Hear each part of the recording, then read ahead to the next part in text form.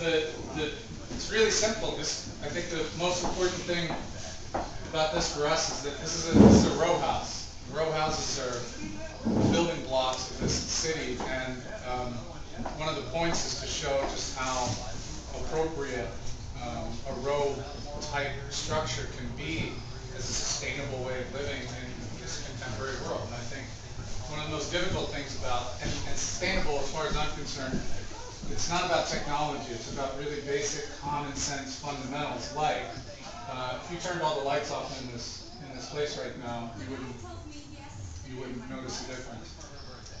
So even though it's a long, thin, narrow space, which is what most row houses are, it's filled with light. And it's really just about design. It doesn't have to cost more to design something well, or to open up walls, or to bring light down into the center, and to think about how spaces flow. But that's the kind of basics of how this, as a place to live, makes sense for us. There's a lot to the building that we give a homeowner, just like you get a manual for your refrigerator. You get a homeowner's manual, and it goes through. It has all of the manuals that you need for your home, but it also goes through the entire. It tells you how your home works. It tells you why it works the way it works. It tells you about the LEED process. It tells you about energy. It tells you how we have to prove as a LEED Platinum project that this unit uses a minimum of 50% less energy than is required by code, and I think this one uses 65% less energy. And then depending on how you use it, it could be even more. So it goes through every step of the process with LEED, how we save water, how we collect water, what the green roof is, which you'll see what the green roof is all about, what we do with the water with the 6,000-gallon cistern in the backyard, how we deal with that, why the entire backyard is pervious, what that has to do with. The materials, this is FSC certified flooring, which stands for Forestry Stewardship Council, which is essentially an organization that guides sustainable forestry, and it's an incredibly rigorous process that this lumber would have to go through, and the way in which the lumber is harvested and grown. And I could go on, but why don't we just kind of walk around and see the place. It's also our model unit, and we're showing. We're not just showing people the unit, but how this ties into a much bigger context for us. For instance, this house, this unit that we're in right now is right here.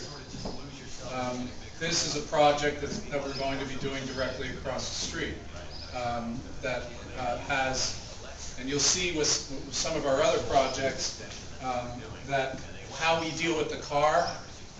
Again, sustainability isn't just about nuts and bolts and technology. It's about fundamentals. It's about zoning and light and so forth. We try to essentially eliminate the car from the experience of urban living. So the entire ground floor, even though this is dense, and density is sustainable as far as we're concerned, there are no cars visible on this entire plot. They're all underneath, and it makes sense. It's common sense for us because we've got to dig that. We've got to dig that out anyway. It was knocked down. It's filled. We've got to take it out. We've got to put foundations in. It just makes sense to go the extra step to eliminate the car from the experience of the everyday, to maybe eliminate the notion that you need cars, and to leave open space as open space. So this is one part of the context. This is thin flats. This is Capital Flats 2. This was an old meat packing plant that we purchased a long time ago. That building that you'll see right across the way is our second project that we had ever done.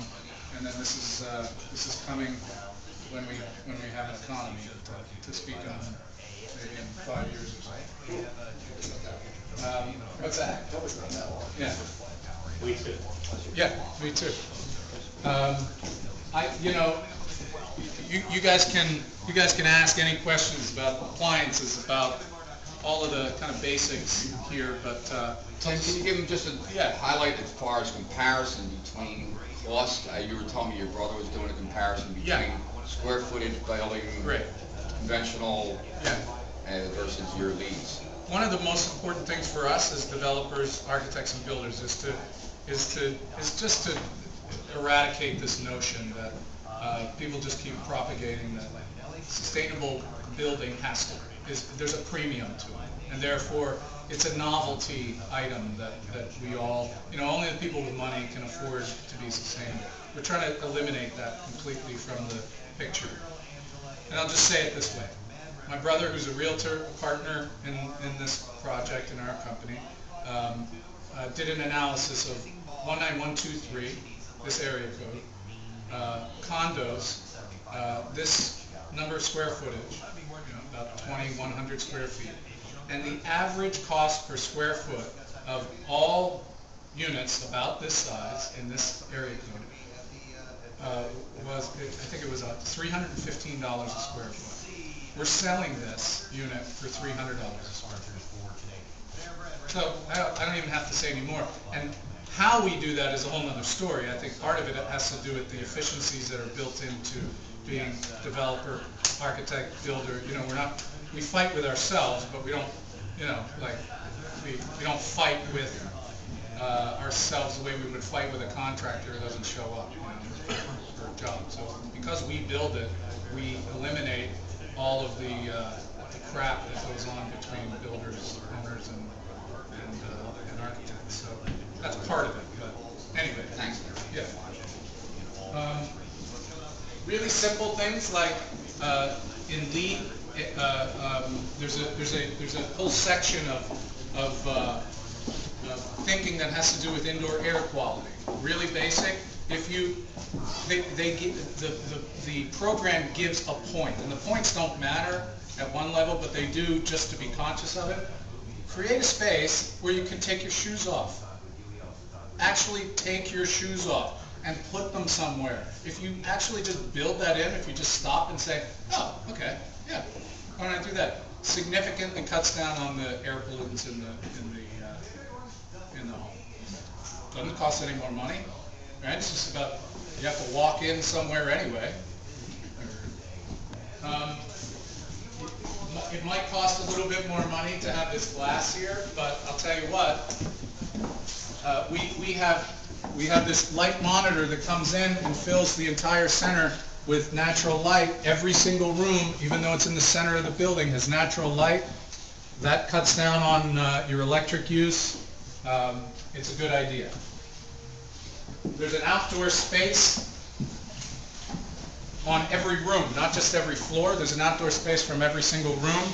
Even though it might be tiny, it's important for us to always connect people from the outside to the inside. So have a drink here as the sun's going down. It's just as important as energy usage. This room closes up. It's kind of transformed. That's the other thing about sustainability, we believe, is that things should function in at least 3 ways. A room shouldn't be just a room. It should have the ability to transform from one thing to another.